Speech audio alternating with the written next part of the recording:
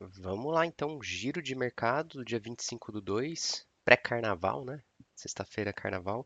Hoje um pouco mais cedo, tá? 11h10 da manhã. Vamos ver o mercado aqui, vamos ter uma visão do mercado um pouco aqui no horário mais cedo, tá? É, Algumas notícias, né? Então, o IPCA 15, que é a prévia do IPCA oficial, né? Saiu, tá? Então, tinham projeções aí para ele vir em torno de 1,34, né? Ele acabou vindo 1,23. Aí a gente pode até pensar, mas a inflação então veio melhor do que.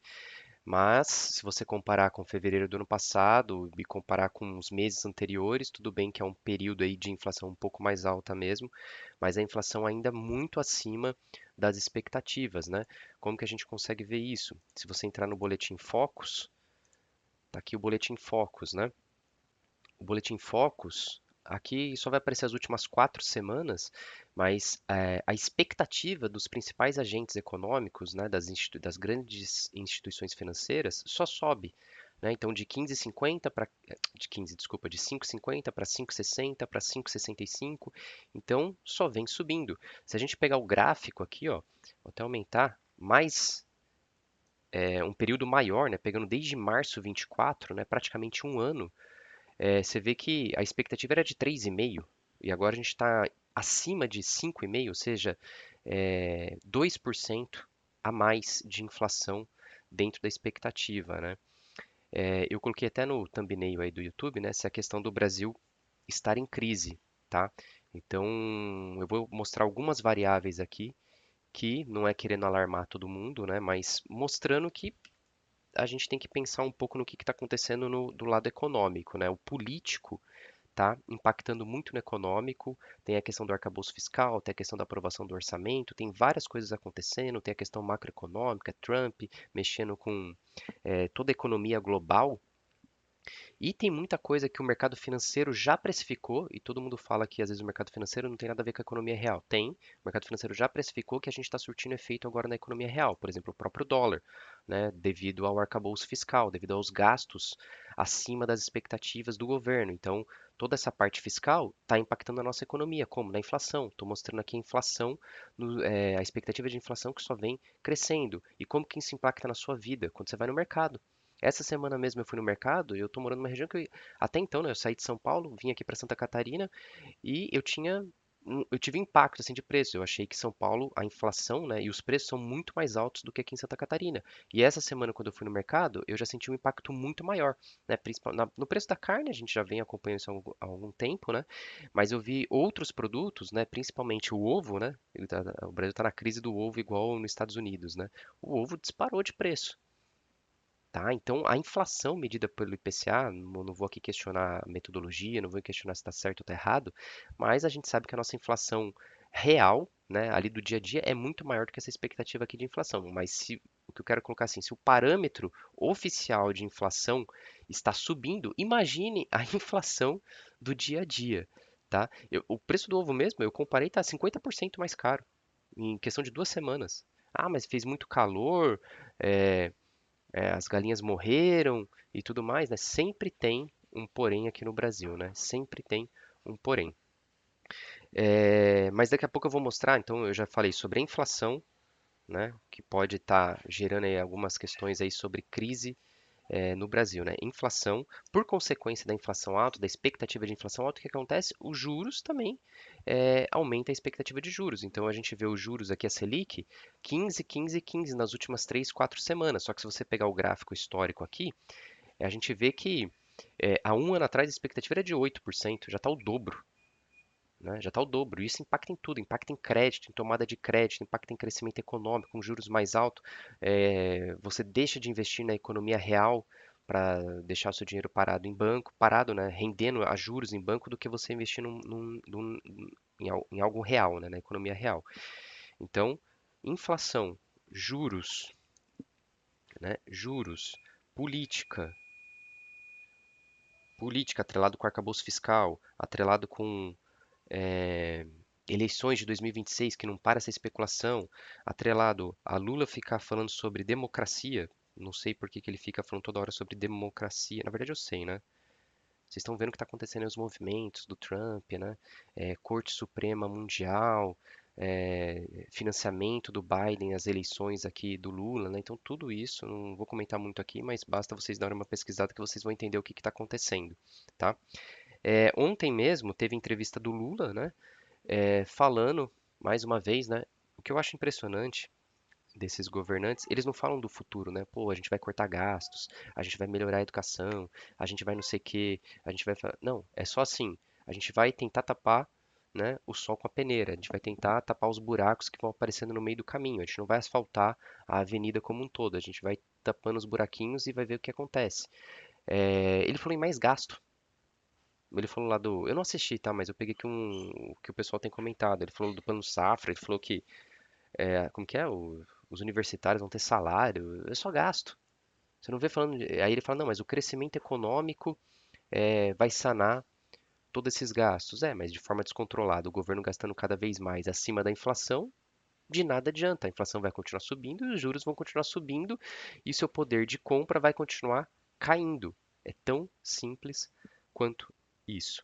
Hoje de manhã teve entrevista do Haddad no BTG, né, no CEO Conference, que começou hoje. Então, o André Esteves fez a abertura, depois teve um economista lá entrevistando o Haddad, e é o mesmo discurso. Ele não fala olhando daqui para frente. O Haddad, o discurso dele, quem tiver a oportunidade de assistir, pode assistir, ele só fala do passado. Ele só fala do que aconteceu até ontem. Ele só falou de 2003, de quando ele já olhava o orçamento, que não sei, ele só falou do passado, né? Então isso não ajuda. Tanto é que quando ele começou a falar, o dólar disparou. O dólar disparou, assim, mas sem compra ad eterno.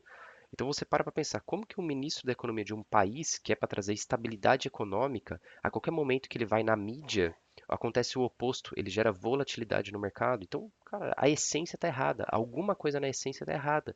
E você não precisa ser estudioso, você não precisa ser administrador, economista, cientista político para saber que as coisas estão desequilibradas. É por isso que eu estou trazendo esse vídeo hoje, que é um vídeo rápido, mas só para que vocês tenham o discernimento e o senso crítico de ver que as coisas, economicamente falando, com o governo atual que a gente tem e da forma que ele está gerindo a economia, da forma que ele está direcionando as tomadas de decisão, seja na esfera econômica, na esfera contábil, na esfera fiscal e na esfera social, elas estão levando a gente para um caminho de crise econômica, tá?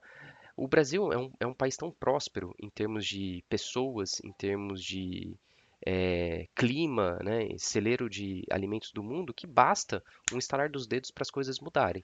Mas para isso basta querer, tá? Então teve a entrevista do Haddad no BTG, só falando do passado.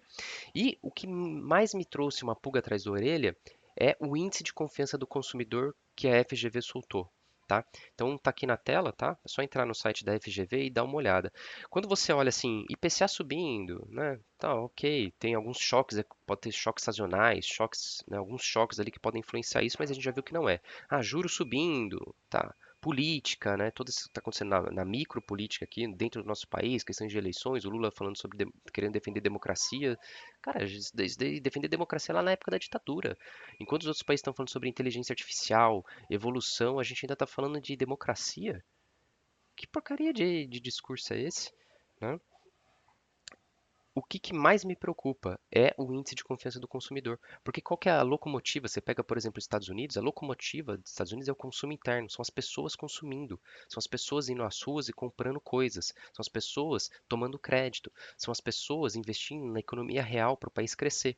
E quando você vê o índice de confiança aqui do Brasil no menor nível desde 2022, está aqui o gráfico, tá? Pelo gráfico já dá para ver, tá vendo? Está no menor nível desde 2022. Aqui está pegando só 2024, mas é o menor nível desde 2022. Qual que é a preocupação? Que as pessoas não acreditam mais na economia. Não acreditam, estão desacreditando da economia, estão desacreditando de tudo, estão desacreditando da política. Basta você olhar as últimas pesquisas de satisfação do governo, né? E o que acontece? As pessoas param de consumir, as pessoas param de investir.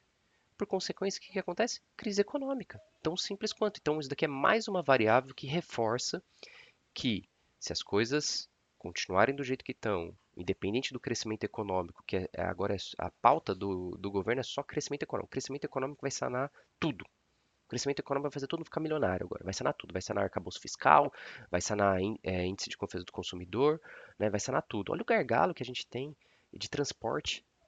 Você vem de São Paulo até Santa Catarina, você só vê caminhão nas estradas, é caminhão que não acaba mais. E qual que é a rodovia de ligação? É só a 101 e a 116, né? Você não tem mais nada, você não tem outra. Você chega aqui na região do Vale do Itajaí, você só tem a BR, você não tem mais nenhuma outra rodovia, né? Aqui é uma região muito próspera, mas você não tem nenhuma outra rodovia para tirar o gargalo. Você tem o porto de Itajaí, o porto de Navegantes, que todos os caminhões desembocam na BR. É impossível você andar ali. Você não tem, você só tem o aeroporto de Navegantes, aqui você não tem mais nenhum aeroporto nessas cidades grandes. Isso daqui já deveria ter dois, três aeroportos grandes, já deveria ter duas rodovias em paralelo à BR que a gente tem atualmente. Então a gente tem um gargalo de logística que você deve saber muito bem que o gargalo de logística impacta onde? No custo.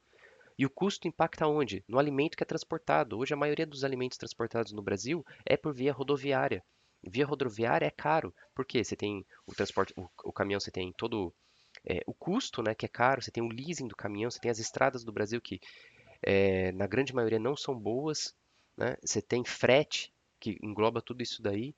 Você não tem outro meio de logística. Então, esse gargalo de logística faz com que o consumidor final, que somos nós, na hora que a gente vai comprar um produto no mercado, ele vai estar mais caro. Qualquer coisa que aconteça nessa cadeia de transporte, de logística, vai fazer com que o consumidor final, que somos nós, a gente vai ter que arcar com tudo aquilo, com tudo da própria cadeia, que às vezes a gente não tem controle sobre ela, tá? Então, mais um item aí sobre essa questão de crise econômica que pode estar batendo no Brasil, tá? Fala bem rápido aqui da bolsa. Então, agora a bolsa subindo, né? 0,5%, Petrobras subindo meio, Bradesco subindo meio, tudo subindo meio, Copel subindo 1,40. O que que chama mais atenção aqui? A princípio nada, né? Chama atenção o volume financeiro, tá? Então, tudo bem que a gente está aí 11h20 da manhã, mas só batendo aqui no volume financeiro para vocês verem.